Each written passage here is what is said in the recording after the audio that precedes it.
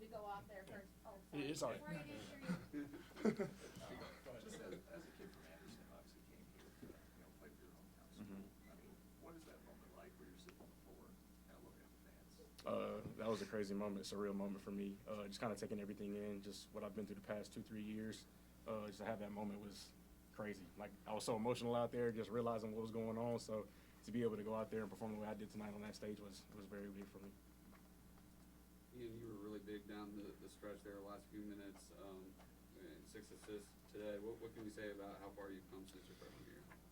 Just poised, just letting the game come to me. I think last year there was moments where I just freaked out when I got the ball sometimes. I think I'm just letting the game come to me, and it's been really good so far. BJ, is there anything about Duke that you just kind of brings out the best in them? Not necessarily about them. I mean, one thing definitely in particular, when we got our tails handed to us last year, when we were down a guy, fighting to even play every game, injuries, we get, kind of beat into the dirt a little bit, and we got in our own arena chanting, "Let's go Duke." So it felt pretty good to have this place packed out and kind of shove it back in their face. So it definitely felt good. Brevin, you've been through a lot of wars, close games like this in your career. How much do you think that experience has been an asset to this team in close games like this? I love it. I mean, I feel like that's whenever I play the best is whenever, the crowd's packed, students are there, fans are into it. I feel like that's whenever I show up, and that's just the moments I like. I love the cameras, I love the lights, so I feel like it's just perfect for me. PJ, Duke was they're up by 8 in the first half. You guys scratch back in the second half, take the lead. They go up by 5 again. Any worries that you guys were not going to be able to rally back? Not really. It's funny. Every now and then I'll glance at the score and realize that, like, whenever we went up against Louisville, we went up by 13 in the first half. I didn't even realize we got up that number, and we need to keep the foot on the pedal. But a lot of times I don't realize whenever we're going on a run, I can hear the crowd, everything like that, but I don't know the actual figures and everything like that. But it never strikes any fear into us whenever we're going down. I mean, we were down 8 with a minute and a half or 2 minutes at Pitt, and leaders like Hunter Tyson, older guys like Brevin, and everything like that. It's great having those guys on the floor for us. Is this the best you felt, and did you focus on starting as fast as you did? Yeah, every game I kind of feel better. I feel a little better each time I get up and down the floor. Building muscle, building endurance in that leg. It's funny, every now and then I still feel myself like doing a little too much on my left leg, because I'm like, all right, like, you're good, whatever, because I was cramping in the second half on it. But other than that, I mean, every game I'd say it feels better, and every practice, because I'm getting up and down still. Last year I wasn't able to practice, so for the majority of the year. So being able to do that every day, running, getting conditioning in is big for it. What do you say about Ian's toughness, taking charges and all that dirty work stuff? Jeez, man, he tried to say a fourth one at the end. It was impressive. He got one, he got reversed, and I didn't realize he got reversed till we lined up on the baseline, but I was screaming in his face. I was pretty turned up, yeah. This is for all you guys. You think you'll be ranked on Monday? It don't even matter. Yeah. We just keep our heads down, keep working, keep winning games. The only thing that really matters is being at the top of the league and being ready for whenever March comes. But you know you will be. Okay, we'll see. That's a good bonus. We'll wake up Monday happy. It's a great bonus. We've had the chance to talk about Hunter Tyson so many times this year and what he brings on the court, and we've highlighted those rebounds and those points. Today, he was limited a little bit because Duke put the emphasis on him. What else does he contribute out there, and how is he still such a leader even when they're putting so much focus on him? I think his positive energy, and just like he always tells us, no negative body language. Keep our heads up, just stay with it, stay consistent, because it's a long ball game. I'm older than Hunter, but at the same time, whenever he talks to me, I'm all ears and listening to him, because I understand and I respect him just because I've seen him work all summer long. So yeah, I appreciate him so much, and I just love what he does for the team, and I'm all behind him. Y'all don't realize the amount of work that Hunter put in this summer. I was impressed. Changed his diet completely. I live with him. So he was walking around the house one time, and he changed. Literally every meal was cooking chicken, rice, like greens, everything.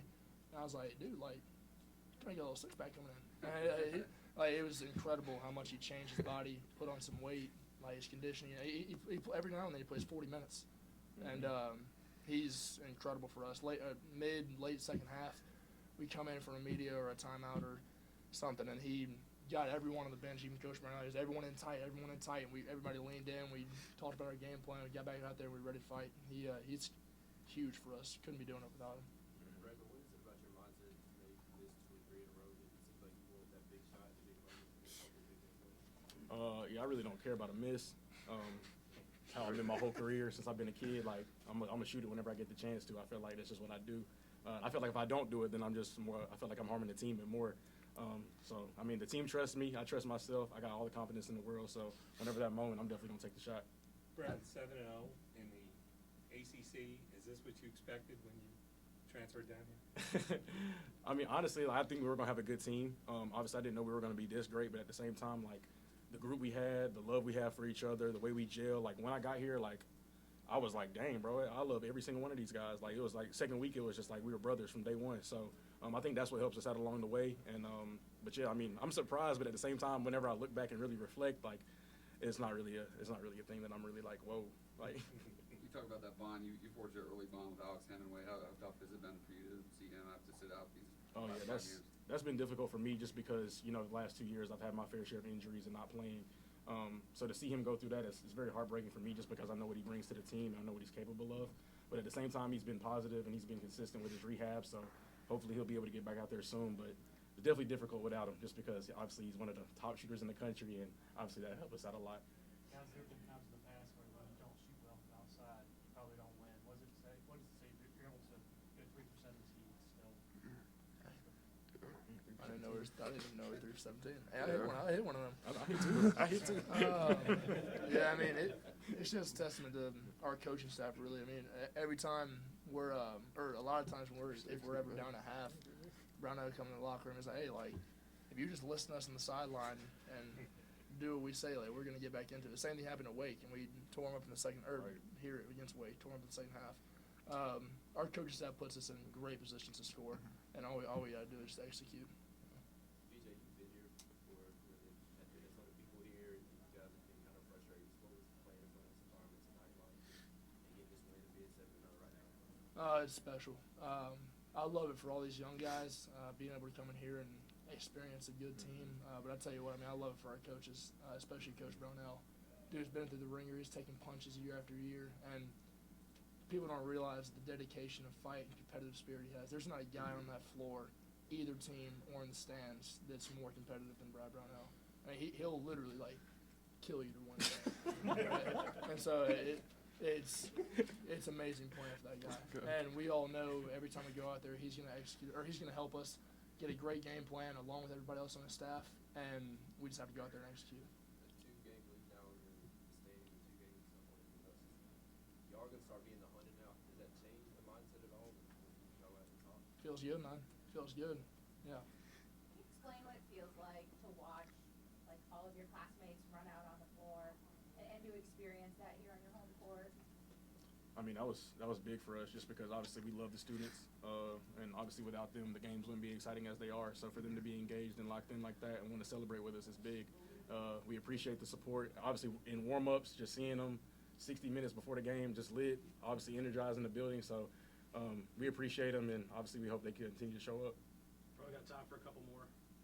Could you kind of explain your mentality playing inside defense and taking those charges and black and blue in there? Well, when I was just walking on the floor, I see, Kyle, and he's a good bit taller than me. So I know if I'm gonna have any chance of guarding him, I'm gonna have to be more physical than him, have to put my body on the line, and I think I just put myself in a good position to be able to guard him, and I was able to take some charges, and it affected him.